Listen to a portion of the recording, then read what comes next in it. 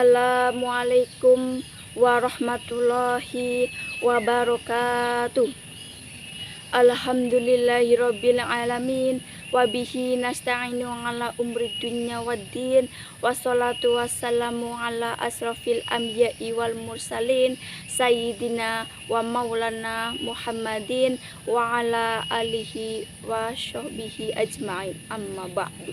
Yang terhormat Bapak Puji Handoko selaku dosen mata kuliah Al-Islam Kemuhammadiyahan, yang kita harapkan barokah dan manfaat ilmunya. Amin, amin, Allahumma amin. Dan tidak lupa kepada teman-teman saya dari kelas 2B D3 Keperawatan yang saya hormati dan saya cintai.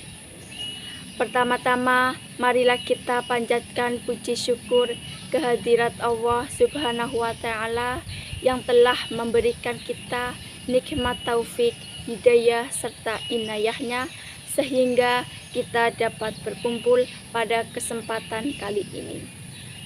Tidak lupa sholawat serta salam selalu tercurahkan kepada Nabi Agung Muhammad Sallallahu Alaihi Wasallam yang kita nantikan syafaatnya di yaumul qiyamah. Amin, amin, Allahumma amin.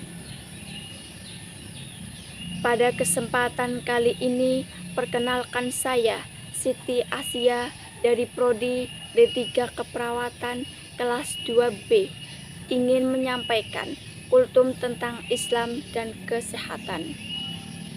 Nah, kesehatan dalam Islam adalah perkara yang penting karena terdapat nikmat besar yang harus disyukuri oleh setiap hambanya. Di dalam Al-Quran dan As-Sunnah banyak sekali ayat-ayat dan hadis Nabi Shallallahu Alaihi Wasallam yang membahas dan mengisyaratkan pentingnya nilai kesehatan, sebagaimana dalam ayat Al-Quran Allah Ta'ala berfirman, A'udzubillahi minasyaitonirrajim. Bismillahirrahmanirrahim. Wasiyabaka fatahhir. Artinya, dan pakaianmu bersihkanlah. Quran Surat Al-Mudaththir ayat 4. Muhammad bin Sirin ketika menjelaskan tafsir ayat di atas berkata, maksudnya adalah cucilah pakaianmu dengan air. Dan Ibnu Sa'd berkata, kaum musyrikin adalah orang yang tidak bersuci. Oleh karena itu, Allah memerintahkan Nabi Muhammad SAW untuk bersuci dan mensucikan pakaiannya. Tafsir Al-Quran Al-Azim halaman 4/567. Di dalam ayat yang mulia di atas, terdapat perintah Allah Ta'ala kepada kita untuk senantiasa menjaga kebersihan dan kesucian pakaian yang kita kenakan. Karena apabila pakaian kita kotor, maka kita akan sangat rentan terkena najis dan penyakitnya. Hal ini menjadikan kita pribadi yang tentunya tidak sehat. Dalam ayat Al-Quran yang lain, Allah Ta'ala juga berfirman, A'udzubillahi minasyaitonirrajim. Bismillahirrahmanirrahim. Wa kulu mimma razaqakumullahu halalan thayyiban wa taqulul halladzi antum bihi mu'minun. Artinya, dan makanlah dari apa yang telah diberikan Allah kepada kalian sebagai rezeki yang halal dan baik, dan bertakwalah kamu kepada Allah yang kamu beriman kepadanya. Quran Surat Al-Maidah ayat 88. Terkait ayat ini, Ibnu Katsir menjelaskan bahwa maksud dari halalan thayyiban adalah makanan yang zatnya halal dan juga baik. Al-Misbahul Munir fi Tadzib Tafsir Ibnu Katsir halaman 397.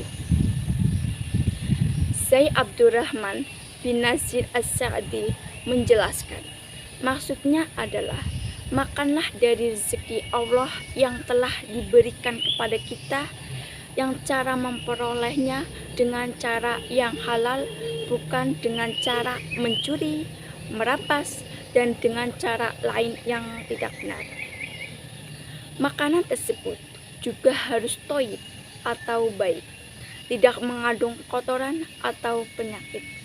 Oleh karena itu, dikecualikan dalam hal ini hewan yang menjijikkan dari jenis binatang buas dan lainnya.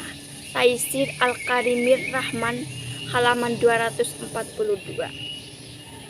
Dalam hal ini Allah Ta'ala memerintahkan kita untuk memakan makanan yang halal juga harus baik dan tidak membahayakan.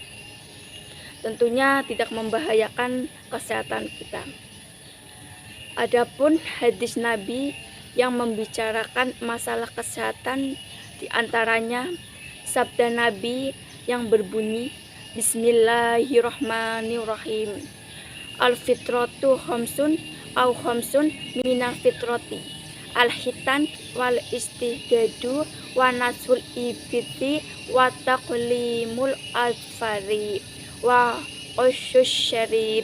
Artinya, sunnah atau fitrah itu ada 5 atau 5 dari sunnah fitrah, yaitu berhitan, mencukur bulu kemaluan, mencabut bulu ketiak, memotong kuku, dan mencukur kumis. Hadis riwayat Al-Bukhari 5889 dan Muslim 257. Di dalam hadis di atas terdapat isyarat dari Nabi Muhammad SAW agar kita mengamalkan kelima hal yang termasuk fitrah manusia, yaitu berhitan, mencukur bulu kemaluan, mencabut bulu ketiak, memotong kuku, dan mencukur kumis. Di dalam hadis tersebut tersirat bahwa Islam sangat memperhatikan kebersihan dan ini akan menjaga kesehatan seorang muslim. Dari kelima fitrah tersebut banyak manfaatnya. Yang pertama, berhitan. Jika seorang muslim tidak berhitan, maka ia sangat rentan terkena najis dan kotoran yang menyebabkan penyakit, disebabkan kepala kemaluannya masih tertutup oleh kulit yang bisa menghalangi untuk bersuci dari air kencing secara sempurna tentunya. Yang kedua, mencukur bulu kemaluan. Jika bulu kemaluan tumbuh lebat dan panjang, akan menjadi sarang najis dan penyakit. Yang ketiga, mencabut bulu ketiak. Yang diperintahkan di sini adalah mencabut ya, bukan memangkas atau mencukur. Karena bulu ketiak yang dicabut akan meminimalisir untuk tidak tumbuh lagi, sehingga ketiak pun menjadi bersih. Berbeda ketika kita hanya mencukurnya saja, potensi untuk tumbuh lebih besar dan akan berpotensi menjadi kotor dan menyebabkan penyakit. Nah, yang keempat yaitu memotong kuku. Memotong kuku, baik yang dilakukan pada tangan maupun kaki, adalah fitrah dan sunnah.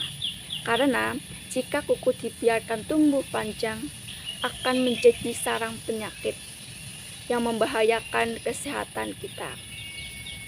Yang kelima, mencukur kumis. Ini termasuk fitrah dan sunnah. Kumis yang tidak dicukur akan mudah terkena kotoran yang keluar dari hidung dan berbahaya jika kita gunakan untuk minum. Karena kenapa?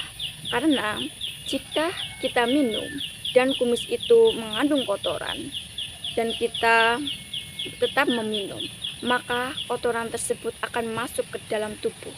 Hal ini tentu akan membahayakan kesehatan seorang manusia.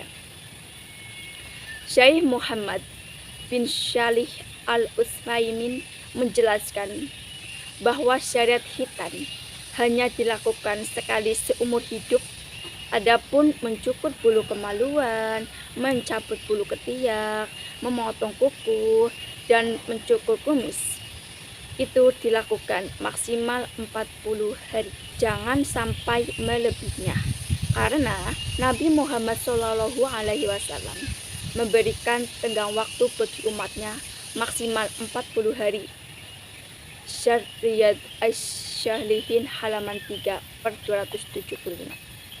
Semua keterangan di atas menunjukkan bahwa agama Islam adalah agama yang sangat peduli dan memperhatikan kebersihan, yang mana akan mengantarkan kita atau pemeluknya menjadi pribadi yang sehat dan jauh dari penyakit.